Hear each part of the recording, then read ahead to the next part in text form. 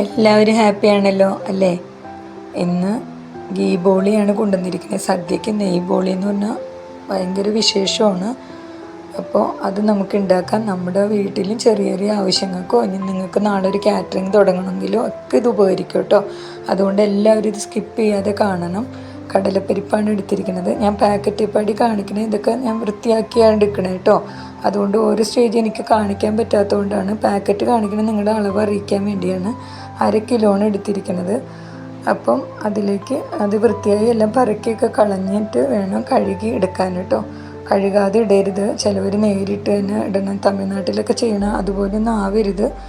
എന്നിട്ട് മഞ്ഞൾപ്പൊടി ചേർത്ത് 3 വിസിലിന് കുക്കറിൽ വേവിക്കണത്. സാധാരണ ഇത് അടുപ്പിൽ വേവിക്കണം. അപ്പോൾ വെള്ളം കയറാതെ പാകം നോക്കി നമുക്ക് എടുക്കാൻ പറ്റും. അത് ഞങ്ങൾ 3 കിലോ 4.5 കിലോ പഞ്ചസാര അങ്ങനെയാണ് എടുക്കുന്നത്. പക്ഷേ ഇവിടെ ഞാൻ 1/2 കിലോ ഉള്ളതുകൊണ്ട് ഇങ്ങനെ കാണിക്കണം. പിന്നെ വെന്ത് കഴിഞ്ഞ് കഴിഞ്ഞാൽ ഇങ്ങനെ കോരി വെള്ളമില്ലാതെ മാറ്റണം കേട്ടോ. വെള്ളം ഉണ്ടായിക്കഴിഞ്ഞാൽ പരിപ്പിൽ വെള്ളം കയറിയ ടേസ്റ്റും കുറയും. പിന്നെ നമ്മുടെ മേത്തേക്കൊക്കെ തെറിക്കും. ഇത് സമയവും എടുക്കും വരണ്ട് വരാൻ. പിന്നെ കടലപ്പരിപ്പ് തന്നെ എടുക്കണം കേട്ടോ, അതാണ് ടേസ്റ്റ്. വേറെ പരിപ്പിലൊന്നും ചെയ്യരുത്, വെന്ത് കുഴയരുത്. ഇതൊക്കെ ശ്രദ്ധിക്കുക. പിന്നെ ഒരു കാര്യം, മിക്സിയിൽ അരയ്ക്കണവരാണെങ്കിൽ ചെറിയ ജാറിൽ അരയ്ക്കണം. നല്ല പേസ്റ്റ് പോലെ അരയണം. അതുകൊണ്ട് കേട്ടോ ചൂടാറിയതിന് ശേഷം അരയ്ക്കണം.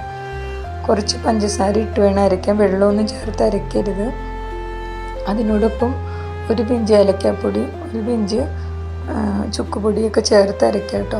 ഇതൊക്കെ നിങ്ങളുടെ ഇഷ്ടമാണ്. പരിപ്പ് ചേർക്കണോണ്ടാണ് ചുക്കുപൊടി എടുക്കണേ കേട്ടോ.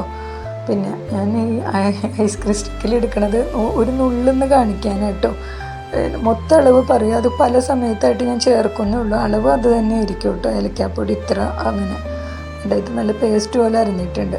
അരയാതിരുന്നാൽ ഈ പരിപ്പ് നമ്മൾ പരത്തുമ്പോൾ ബോളി പൊട്ടിപ്പോകാൻ കാരണം. അതുകൊണ്ട് നന്നായി അരയണം എന്ന് പറയണേ കേട്ടോ. ഇത് ഗ്രൈൻഡർ, ഇത് ഞാൻ മാവ് അരയ്ക്കുന്നതാണ്. സാധാരണ വലിയ ഗ്രൈൻഡറിലാണ് പരിപ്പ് അരയ്ക്കണത് കേട്ടോ. ചൂടാറി ചെറിയ ചൂടോടുകൂടി വേണം ഗ്രൈൻഡറിൽ അരയ്ക്കാൻ. അപ്പോൾ പഞ്ചസാര മെൽറ്റായിട്ട് വേഗം അരിഞ്ഞ് കിട്ടും. പിന്നെ ഇതിലും വേണമെങ്കിൽ ഏലക്കപ്പൊടി. എല്ലാ സ്റ്റേജും ഞാൻ കാണിക്കാൻ സമയം കുറേ ആയിപ്പോവും, 15 മിനിറ്റിലൊക്കെ. ഇതിപ്പോൾ ഞാൻ നിങ്ങളെൻ്റെ ചാനൽ അത്രയൊന്നും കാണില്ല തുടക്കക്കാർ. എന്നാലും നിങ്ങളെനിക്ക് സബ്സ്ക്രൈബ് ചെയ്ത് 600 സബ്സ്ക്രൈബേഴ്സിൽ കൂടുതലായിട്ടോ. അപ്പോൾ എല്ലാവരും ഇത് കൈകൊണ്ട് തൊട്ട് വെക്കണ, പരിപ്പൊന്നും അരയാതെ കിടക്കരുത്. അതിനാണ് കേട്ടോ. നമ്മൾ കൈകൊണ്ട് തന്നെ നോക്കി അത് അരച്ചെടുക്കണം. പിന്നെ നല്ല അടിക്കട്ടിയുള്ള പാത്രത്തിൽ വേണം എടുക്കാൻ. ഉരുളിയോ ഇങ്ങനെയുള്ള കട്ടിയുള്ള പാത്രത്തിൽ ഇളക്കണം. ഇതിങ്ങനെ ഇളകി വരുമ്പോൾ റിബൺ പോലെ അതിൽ നിന്ന് വിട്ടിങ്ങനെ വരും. ആ സ്റ്റേജ് ഞാൻ കാണിക്കുന്നുണ്ട്. അപ്പം തന്നെ ഇത് എടുത്തോളണം കേട്ടോ. അതേ കണ്ടോ, അല്ലെങ്കിൽ ഇത് ഉറഞ്ഞു പോകും. പിന്നെ അവലോസുണ്ട പോലെയാകും. പിന്നെ ഒന്നിനും ഉപകരിക്കില്ല. അത് ചൂടാറി കഴിയുമ്പോൾ ഉരുട്ടിയെടുക്കണം കേട്ടോ. ചെറിയ ഉരുളകളായിട്ട് ഉരുട്ടിയെടുക്കണം. പിന്നെ അത് ഉരുട്ടിയെടുക്കുന്നതിന് മുമ്പ് തന്നെ നമ്മൾ മൈദ കുഴച്ച് വയ്ക്കണം. അരമണിക്കൂറെങ്കിലും മൈദ കുഴച്ച് വയ്ക്കണം കേട്ടോ. അപ്പോൾ അതിലും കുറച്ച് മഞ്ഞൾപ്പൊടി, ഞാൻ നാച്ചുറൽ കളറ് മാത്രമേ ചേർക്കാറുള്ളൂ. മറ്റേ കളറ് കെമിക്കൽ അങ്ങനെയുള്ളതൊന്നും ഉപയോഗിക്കാറില്ല. ഇതിൽ ഒരു പിഞ്ച് സോൾട്ടും മഞ്ഞൾപ്പൊടിയും ചേർത്ത് ചെയ്യുക. അല്ലെങ്കിൽ സോൾട്ട് വെള്ളത്തിൽ ചേർത്താലും മതി കേട്ടോ. ഒരു പിഞ്ച് പോലും വേണമെന്നില്ല, ഒരു ടേസ്റ്റിനെ ചേർക്കണം. ഇത് നന്നായി കൈകൊണ്ട് തിരുമ്മി ചേർത്ത് വേണം കേട്ടോ കുഴയ്ക്കാൻ. എന്നാലേ കളർ എല്ലായിടത്തും ഒരുപോലെ പിടിക്കുകയുള്ളൂ. എന്നിട്ട് കുറച്ച് വെള്ളം തെളിച്ച് കട്ട കെട്ടാതെ കുഴയ്ക്കാം. ചപ്പാത്തി മാവിനേൽ കുറച്ച് ലൂസാണ്, എന്നാൽ ഭയങ്കര ലൂസാവാനും പാടില്ല. ഓരോ സ്റ്റേജ് ശ്രദ്ധിക്കണമെന്ന് പറഞ്ഞാൽ അതാ. വല്ലാതെ ലൂസായ നമ്മൾ അരിപ്പൊടി വെച്ചാണ് പരത്തുന്നത്. ഈ അരിപ്പൊടി ധാരാളമായിട്ട് ഇതിൽ കയറി പിടിക്കും. അത് ബോളിയുടെ ടേസ്റ്റും കുറയ്ക്കും. ഇടയ്ക്കിടയ്ക്ക് പച്ച ടേസ്റ്റ് വരും. അപ്പോൾ അതുകൊണ്ടാണ് അത് പൊടിക്കുന്ന പാകമുണ്ട്. നല്ല പുട്ടുപൊടിയുടെ പാകവും അല്ല, എന്നാൽ അപ്പത്തിൻ്റെ പാകമല്ല. ഞങ്ങളിവിടെ പ്രത്യേകമായിട്ട് മില്ലിൽ കൊടുത്ത് പൊടിപ്പിക്കണ അരി. പക്ഷേ ഇതിപ്പോൾ നിങ്ങൾക്ക് ഞാനൊരു ഹെൽപ്പ് പറയാം. നല്ലെണ്ണ വിട്ട് വേണം കേട്ടോ കുഴയ്ക്കാൻ. കൂടുതൽ നല്ലെണ്ണ ഒഴിച്ച് കുഴയ്ക്കണം. ഇതിൽ ഈസ്റ്റോ സോഡാപ്പൊടിയോ ഒന്നും ചേർക്കില്ല. വെള്ളം തെളിച്ച് അരമണിക്കൂർ നമ്മൾ റെസ്റ്റ് ചെയ്യാൻ വെച്ചാൽ ഇടയ്ക്കിടയ്ക്ക് എടുത്ത് ഒന്നും കൂടി നന്നായി കുഴയ്ക്കണം. നല്ല ഇടിച്ച് കുഴയ്ക്കണം കേട്ടോ. എൻ്റെ കൈയൊക്കെ കണ്ടില്ലേ, നല്ല ജോലി എടുക്കണ കൈയാന്ന് കണ്ടാലറിയാം. കണ്ടോ, ഇതുപോലെയൊക്കെ മാവ് വർഷങ്ങളോളമൊക്കെ നമ്മൾ കുഴച്ച് ഉണ്ടാക്കിയിട്ടുണ്ട്. അതാണ് കേട്ടോ. ഇപ്പം ഞാൻ ചെയ്യുന്നില്ല, നിങ്ങൾക്ക് വേണ്ടി മാത്രം ഇത് കാണിക്കുന്നതാണ്. പിന്നെ ഇതുപോലെ നല്ലെണ്ണ തന്നെ ഉപയോഗിക്കണം കേട്ടോ. വേറെ എണ്ണകൾ ഉപയോഗിച്ചാൽ ഈ ബോളി 5 ദിവസം വരെയൊക്കെ ഇരിക്കും. അപ്പോൾ കാരപ്പ് വരാൻ ചാൻസ് ഉണ്ട്. അതുകൊണ്ടാണ്. പിന്നെ നെയ്യ് ഉപയോഗിച്ചാൽ ഇരുന്നോളും. ഇതുപോലെ കണ്ടോ, വീർത്ത് തന്നെ ഉണ്ടോ. ഇതാണ് കുട്ടികൾ കഴിക്കണേന്. അതുകൊണ്ട് നാച്ചുറലായ ഇതുപോലെയുള്ള മഞ്ഞൾപ്പൊടി, ഇവിടെ പൊടിച്ച മഞ്ഞൾപ്പൊടി തന്നെയാണ്, അതൊക്കെ മാത്രം ഉപയോഗിക്കുക, കളറൊന്നും ഉപയോഗിക്കാതിരിക്കുക. കണ്ടോ, ഇത്രയും നമ്മുടെ കയ്യിൽ ഒതുങ്ങണ മാവേ കുഴയ്ക്കുള്ളൂ. ഞങ്ങൾ എത്ര ക്വാണ്ടിറ്റി എടുത്താലും 1 കിലോ മാവ് വെച്ച് കുഴയ്ക്കാറുള്ളൂ. മെഷീനിലാണെങ്കിൽ നമുക്ക് 3 കിലോ 5 കിലോ ഒക്കെ കുഴയ്ക്കാം, അല്ലെങ്കിൽ ഇങ്ങനെ തന്നെ കുഴയ്ക്കണം കേട്ടോ. ഇതിങ്ങനെ 3 കിലോ പരിപ്പിന് 4.5 കിലോ പഞ്ചസാരയാണ്. അപ്പോൾ 1/2 കിലോ പരിപ്പാണ് ഞാൻ എടുത്തേക്കെങ്കിൽ 3/4 കിലോ പഞ്ചസാര എടുത്തിട്ടുണ്ട്. 1 കിലോ മൈദ എടുത്തിട്ടുണ്ട്. 1 കിലോയിൽ ഒരു പിടി ഞാൻ മാറ്റി വെച്ചിട്ടുണ്ട്. അത്രയും വേണ്ടി വരില്ല, കാരണം ഉണ്ട പിടിക്കുമ്പോൾ കണക്ക് പറഞ്ഞു തരാം കേട്ടോ. ഇതൊക്കെ 1/2 മണിക്കൂർ റെസ്റ്റ് ചെയ്യാൻ വെക്കണം. കണ്ടോ, നല്ല സോഫ്റ്റ് ആയിട്ടിരിക്കുന്നുണ്ട്. നിങ്ങൾക്ക് കാണുമ്പോൾ തന്നെ അറിയാം കേട്ടോ. അതിനൊക്കെ ഇങ്ങനെ കാണിക്കണേ. കൂടുതൽ ലെങ്ത്തായിപ്പോയി നിങ്ങൾ കാണൂല. മല്ലിച്ചപ്പ് പുതിയ ആളായതുകൊണ്ട് മല്ലിച്ചപ്പിന് ആരും അങ്ങനെ പറയണില്ല കേട്ടോ. 600 സബ്സ്ക്രൈബേഴ്സ് ആയ സന്തോഷമുണ്ട്. നിങ്ങളുടെ സപ്പോർട്ട് വേണം. അതിനുവേണ്ടി എല്ലാം നിങ്ങൾ സബ്സ്ക്രൈബ് ചെയ്യണം. എല്ലാ ചാനലുകളും എല്ലാം നിങ്ങൾക്ക് വേണ്ടി ഒത്തിരി ഓണസദ്യകളൊക്കെ ഇട്ടിട്ടുണ്ട്. ഇതുപോലെ ഉരുട്ടണം. ഇപ്പോൾ ഒരു കാര്യം ശ്രദ്ധിച്ചോ, ഇതാണ് അളവ് എടുക്കുന്നത്. ഇതുപോലെ എടുക്കുമ്പോൾ എല്ലാം ഒരുപോലെ ഇരിക്കും കേട്ടോ. അതിന് വേണ്ടിയാണ് ഇങ്ങനെ എടുക്കുന്നത്. ഇതുപോലെ ഒരു ഉണ്ട എടുക്കുകയാണെങ്കിൽ അതിൽ ചിലത് പൂർണ്ണം, ഇതിൻ്റെ 3/4 പൂർണ്ണം വയ്ക്കും. പൂർണ്ണം എന്ന് പറഞ്ഞാൽ പരിപ്പരച്ച് വരട്ടിയത് കേട്ടോ. അല്ലെങ്കിൽ അതിന് ഈക്വലായിട്ടും വെക്കും. മധുരം കുറവ് മതി എന്ന് പറയുകയാണെങ്കിൽ നമ്മൾ 3/4 ഭാഗം വെച്ചാൽ മതി. മധുരം കൂടുതൽ വേണമെന്ന് പറയുക, സോറി തിരിഞ്ഞു പോയിട്ടോ.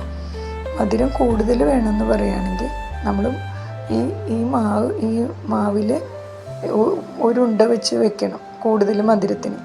അല്ലെങ്കിൽ ഇച്ചിരി കുറച്ചിട്ടുള്ള ഉണ്ട വെക്കുക കേട്ടോ. എന്നിട്ട് ഇത് പരത്തുമ്പോഴൊക്കെ സ്പീഡ്, എനിക്ക് ഈ വീഡിയോ എടുക്കണോണ്ടില്ല, എനിക്ക് അവിടെയൊക്കെ ചെയ്യണ ആ ഫ്രീഡം ഇവിടെ ഇല്ല. അവിടെയൊക്കെ നമ്മൾ കണ്ണും മൂക്കില്ലാതെ വേഗം ചെയ്യാം. ഇങ്ങനെ എല്ലാം നോക്കി അവരുടെ ഇഷ്ടങ്ങളും കൂടി നിൽക്കണം. എനിക്ക് ഒരാൾ എടുത്തു തരാനില്ലാത്തതുകൊണ്ട് കേട്ടോ ഇതൊക്കെ വൈകിപ്പോയത്. പിന്നെ സബ്സ്ക്രൈബേഴ്സും കൂടി കൂടട്ടെ എന്ന് വെച്ചു. അല്ലെങ്കിൽ 100 പേര് കാണുന്ന ചാനലിൽ ഇട്ടിട്ട് ഒരു പ്രയോജനമില്ലല്ലോ. ഞാനിടുന്നത് ആർക്കെങ്കിലുമൊക്കെ പ്രയോജനപ്പെടണമല്ലോ എന്ന് ഓർത്തിട്ട് കേട്ടോ. ഇത് കൂടുതൽ വന്ന മൈദയാണ് ഞാൻ കിള്ളി മാറ്റണം. അങ്ങനെ മാറ്റിയില്ലെങ്കിൽ അരിക് തെളിഞ്ഞിരിക്കും മൈദ മാത്രമായിട്ട്. എപ്പോഴും അരികോട് വരെയും ഈ പൂർണ്ണം ഇരിക്കണം. അതായത് അരികിലിങ്ങനെ മൈദ ഉണങ്ങിയിരിക്കാൻ പാടില്ല. ഇത് വെന്തെടുത്ത് കഴിയുമ്പോൾ അരിക് ഉണങ്ങിയിരിക്കും. നമ്മൾ കണ്ടാൽ തന്നെ ബോളി ഇടുന്ന അറിവുള്ള ആളാണെന്ന് അറിയണത് ഈ മൈദയുടെ അറ്റമൊക്കെ വരെയും എല്ലാം. പ്രസ്സിലുണ്ടാക്കിയാൽ അങ്ങനെ വരില്ല, നടുക്ക് മാത്രം ഈ പൂർണ്ണം ഇരിക്കും. ഇത് കണ്ടോ, അരികിലൊക്കെ വരെയും ഈ ഇതെത്തും. പരത്തേണ്ടത് അങ്ങനെ ചെയ്യണം. പിന്നെ ഇതിൽ ചൂടായി കഴിയുമ്പോൾ നെയ്യ് ഒഴിക്കണം കേട്ടോ. അപ്പോൾ എന്താണെന്ന് വെച്ചാൽ നെയ്യ് ഉരുകി കിട്ടും.